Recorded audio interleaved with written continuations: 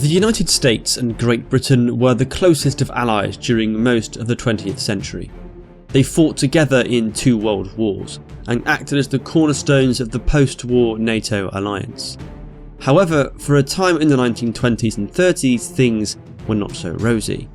For a time, the militaries of both nations even prepared for open conflict between them.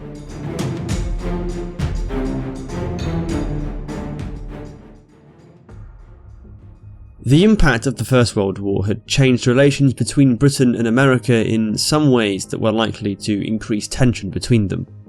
First, it left the UK owing a huge war debt to the United States, $22 billion, at a time when their entire GDP was just $26 billion. Secondly, it removed Germany as a global naval power, when its mighty battle fleet was interned at Scapa Flow and then broken up. With the Germans out of the picture, the United States became the world's second naval power behind Britain, which potentially made her Britain's primary rival for control of the sea. This newfound naval strength was recognised in 1921, when the British agreed to parity with the Americans in capital ships at the Washington Naval Conference. Unlike with Germany's naval challenge earlier in the century, the British government had little desire for another costly naval arms race and was determined to see the United States as a partner, not an enemy. When the Admiralty recommended in June 1919 that an officer be tasked with drawing up contingency plans for war with the US, the British cabinet refused. Prime Minister David Lloyd George was keen not to allow the Navy to use the newly powerful American fleet as justification to increase the size of its own. This decision irritated some within the Navy who thought that war was possible so long as America's commercial influence across the world continued to grow. Deputy Chief of the Naval Staff, Vice Admiral Sir Osmond Brock, argued that because of Britain's track record of fighting those who threatened its commercial dominance, "I am quite ready to allow that a war with the United States is very improbable, but that it is impossible I cannot allow." As for how such a war would happen, the concern from a British perspective was not that the US might simply wake up one day and declare war on Britain, but that the two nations might accidentally stumble into hostilities in a dispute over trade. For example, suppose that Britain was involved in a war against another nation, which the US traded with. Under what Britain termed its belligerent rights, she would claim the ability to stop and search neutral merchant ships and seize any goods which it was believed was heading for the enemy country. During World War I, the exercise of these dubiously legal rights had irritated the USA considerably, and let's suppose that the same was true in this hypothetical war. Only this time, the US, feeling confident with its navy at parity with the UK now, decides to escort its merchant ships to and from Britain's enemy and force its trade through. This would give the British a huge problem, since cutting overseas trade to a hostile nation was extremely important to any war plan it drew up against any major power. If the US took action to undermine this, it's likely the Royal Navy would feel it had no option but to use force to protect its belligerent rights and thus slip into a war against the United States without really meaning to. This is the scenario which some in the Royal Navy foresaw. Admiral Sir Roger Keyes, commander of the Mediterranean Fleet, told Winston Churchill in 1927, "If we are ever at war with American neutral and the American fleet sets out in convoys to force her trade, I pray that the government of the day will have the nerve to allow the British fleet to deal with the situation." American officers too were not blind to the possibility of a war with Britain, even though they too had no desire for one to take place. One difference between the two nations' attitudes though is that the Americans thought it feasible, perhaps even natural, that Britain would declare war on them to protect her commercial position at the top of the tree. As far as the Americans were concerned, argues Christopher Bell, Britain had always used its navy in a ruthless and calculated manner to protect and further its trade, and would continue to do so. Just as the British had attacked Copenhagen in 1807 to protect its trade through the Baltic, it seemed possible that they would do just the same to the US if they got the chance. So, with this in mind, in 1930 the United States Army and Navy devised War Plan Red, a comprehensive plan for a war with Britain and her dominions. The central focus for Plan Red was Canada, which it was thought would be firmly on Britain's side in any conflict.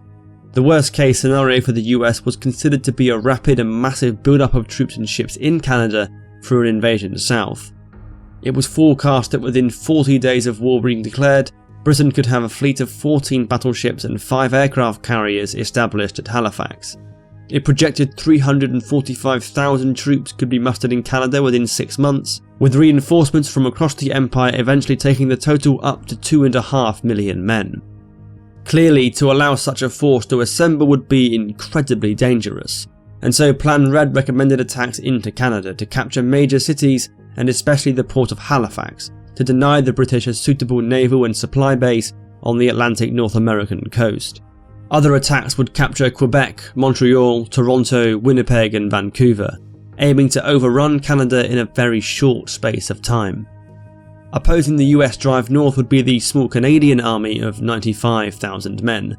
The US thought these troops would attempt to hold Halifax and a line around Montreal and Quebec, but the only serious Canadian plan produced called for a somewhat different course of action. Designed by Lieutenant Colonel James Buster Brown in 1921, Defence Scheme No. 1 advocated a series of rapid attacks into the United States by so-called flying columns. Under Brown's plan, these units would advance to the US on the day war broke out, go as far as they could and then retreat, destroying infrastructure as they went. The purpose of this was to buy time until the British could come across the Atlantic to Canada's aid. However, from what we can tell, the British had no intention of deploying a major force to Canada. In the view of the Admiralty, it would put Britain into a fight where all advantages of time, distance and supply were on the side of the USA. For all intents and purposes, the Royal Navy wrote off the vast majority of Canada as having fallen and began its planning from that assumption. However, it is worth mentioning here that the British never produced a joined-up inter-service war plan in the way the US did, so it's hard to say with real certainty what the British would or would not have done. Perhaps troops would have been sent across the Atlantic, but even if so, they would have likely found ports to be in American hands. This was because Defence Plan No. 1 put very little emphasis on holding the Atlantic port, even as it relied upon British troops entering through those very same ports to aid the Canadian Army.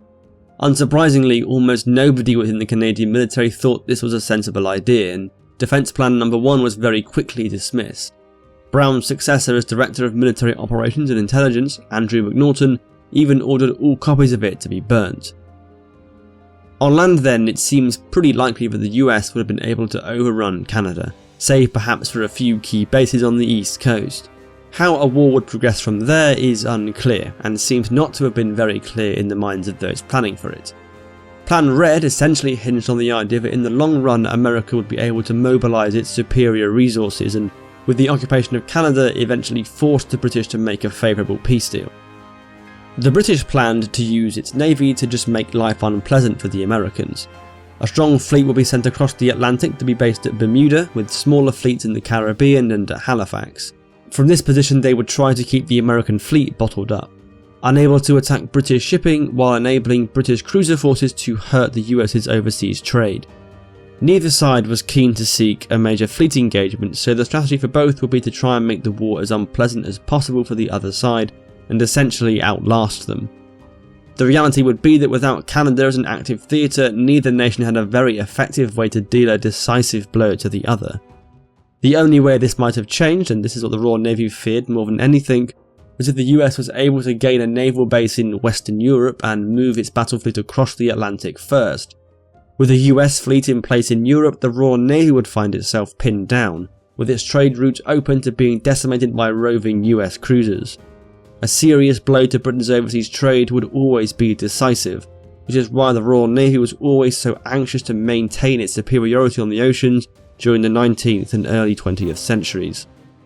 Ultimately, we will of course never know the outcome of a war between the United States and British Empire, as thankfully policymakers on both sides of the Atlantic knew just what a self-destructive folly it would have been. Instead, War Plan Red would be filed away, and a decade later Britain and America would find themselves allied once again, joining forces to help rid the world of fascism.